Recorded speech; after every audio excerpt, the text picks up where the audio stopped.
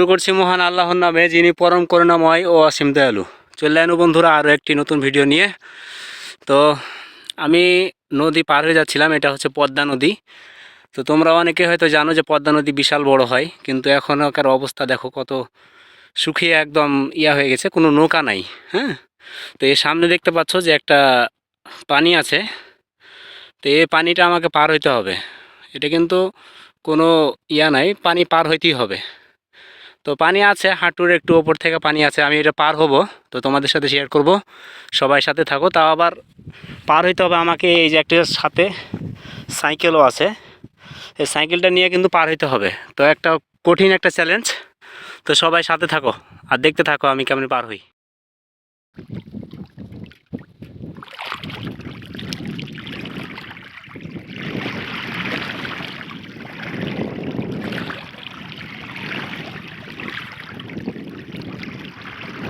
অনেক স্রোত,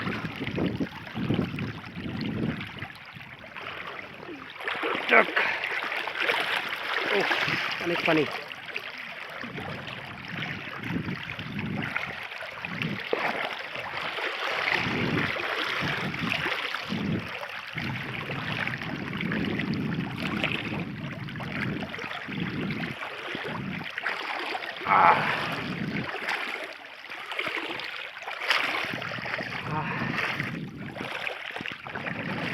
ফাইনালি পার হয়ে গেলাম।